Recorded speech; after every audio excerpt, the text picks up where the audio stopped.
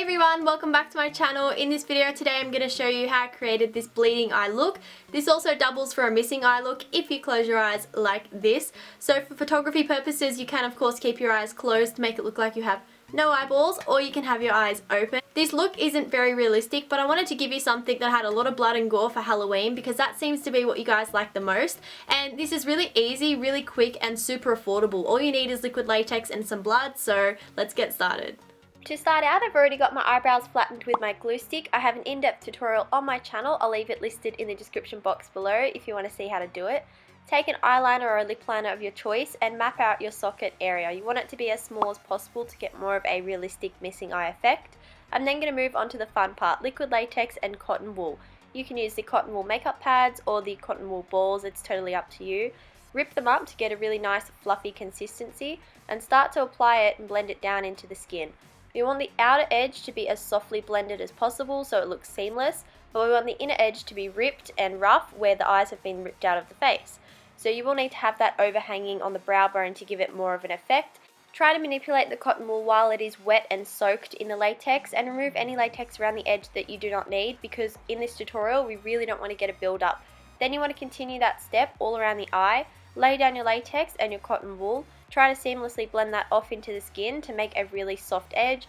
To achieve the look that your eyes have been ripped out of your skin and that they are missing, you really need to sink in the eye socket. The best way to do that is by building up the perimeter like we're doing here.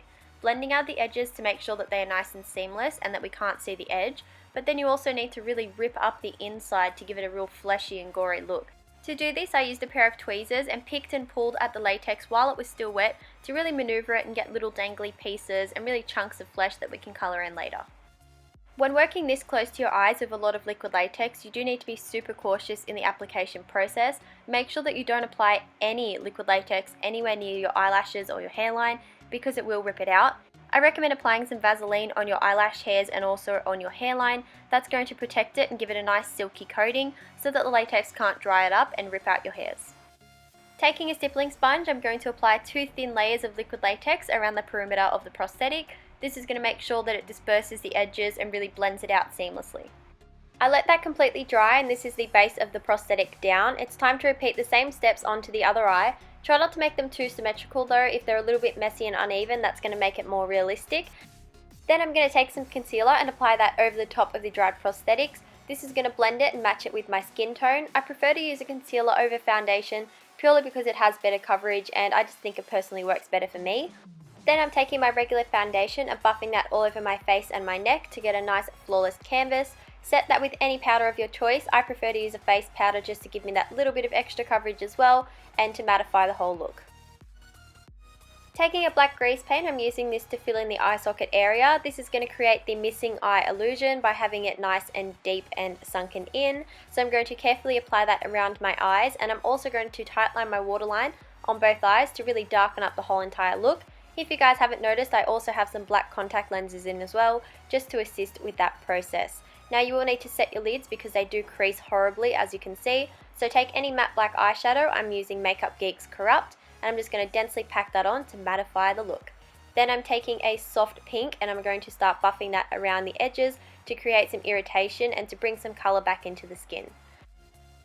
Taking the red cream, I'm using that as a base for the blood and irritation all around the ripped flesh on the inside of my eye. If you don't have cream products, you can of course use eyeshadows and lipsticks in similar colours.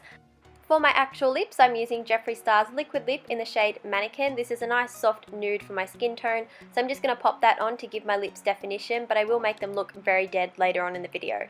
Now I'm moving on to blood, which is the most exciting part. Starting out with Mayron's Gel Blood, I'm going to messily apply that, mainly focusing it on the inner perimeter of the eyes, blending it out with a Q-tip. To give a variety, I'm using 2 different colours of liquid blood, starting out with Mold Life's Vanal, and I'm lightly dabbing that all around the eye, quite messy, and then taking a crinkled up tissue and just lightly buffing that out to give it a nice sparse look. Then I'm going to take Ben Nye's Stage Blood, which is a really rich and dark red, and repeating that same process, trying to create a really messy splattered effect with the tissue. Using that same stage blood from Ben Nye, I'm going to apply a few drips of blood coming down from my eyes as if I'm crying tears, but then again I'd probably be bleeding a lot if someone ripped my eyes out. And I'm also going to messily apply that around the rips on the inner corner. I applied 2 drips on one eye and 3 on the other just to make it a tiny bit uneven. Now I was going to finish this tutorial here and I was really happy with how this looked, but I wasn't dead enough, so I'm going to go in and apply a little bit more texture and definition, starting out with highlight and shade. Removing a little bit across the brow bone to make it look like I have some bone seeping through. I'm just using a makeup wipe and taking off some of the excess that I don't like.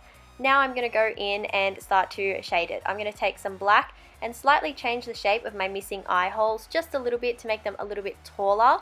As you can see, it really makes a difference.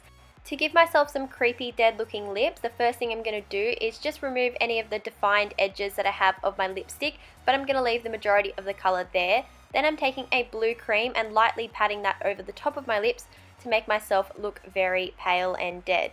To give a cracked effect, I'm taking my powder foundation and pursing my lips together, and as you guys can see, it gives a real dehydrated and sickly look to your mouth. And of course, we got to stipple some blood on there to make everything look a little bit worse. Then I'm going to take some cool tones like some greys and some blues and start to really cool down my skin to make it look very dead and very sickly. I feel like doing these last few steps really brought the look to life. I was happy with it before with the regular lipstick and skin tone, but I feel like the creepiness kind of shows through more with this. So once I've buffed away all of the dead tones, this is the completed look. That's it guys, that is the end of my video. I hope you all enjoyed this tutorial. If you did, please don't forget to give it a very big thumbs up. And if you're not already, please subscribe to my channel. I put out weekly body paint and special effects tutorials. This Halloween is going to be a fun one, so please stick around and join the family. I thank you all so much for watching and I'll see you in my next one.